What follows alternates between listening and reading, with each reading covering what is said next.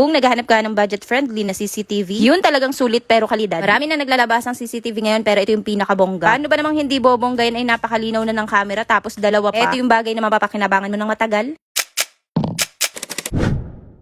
Paano ba namang hindi ka magche-check out sa ganitong CCTV? Ako, Jai, sinasabi ko sa'yo, hindi sayang ang pera mo kapag ito nabili mo. Ito yung V380 V10 HD Dual Camera CCTV. Napakadaming features pagdating sa specification. Syempre, hindi tayo pwedeng basta-basta na lang maniwala kung hindi talaga tayo yung gagamit, diba? At ito nga, nakita nyo na pagbukas pa lang natin na ito na yung mga laman niya. At hindi na mawala ang manual para mas madali nating maiset. Tingnan nyo, Jai, napakalaki niya. Meron siyang dalawang camera at napakarami ng lightnings para namang kitang-kita sa gabi. May mga CCTV kasi na hindi nakita kapag gabi na. Ewan ko na lang talaga kung may magtatangka pang magnakaw kapag ganito kalaki ang CCTV makikita nila. Sa panahon ngayon, kailangan may CCTV ka sa bahay mo. For security and monitoring purposes ito, mga Jai. Kaya nga, hindi na ako nagdalawang isip palitan pa yung CCTV naming maliit. Sabi ko nga sa inyo, hindi lahat ng CCTV applicable sa dilim. Pero itong CCTV na ito, may HD night vision na siya. Ito nga pala yung pinalitan namin at ililipat na lang namin yung SD card niya. Napakadali na nga namin na setup to kasi meron naman kaming V380 na app. At meron akong mga video. Paano nyo i-connect yung CCTV sa application sa cellphone? Hanap nyo ito sa iba't iba kong review sa CCTVs. Ito nga CCTV na to is waterproof. Pwede sa indoor or outdoor. At ang pinakamaganda pa, two-way audio na siya. Napakalinaw na speaker at hindi basag. To complete the network configuration. At ang higit sa lahat, napakalinaw ng dalawang camera niya. May mga CCTV na dual cam pero malabo yung isa. Ito yung CCTV na kapag may uhulihin ka, capture na capture niya yung mukha. Ang isang camera nito is motion tracking na. Walang blind spot kasi nga yung isa nakafocus na tapos yung isa gumagalaw. Ang perfect pa ng ilaw, mga Jai. Ang kagandahan dito, nagwa-warning ang CCTV kapag may nakakapture silang hindi maganda. Caution,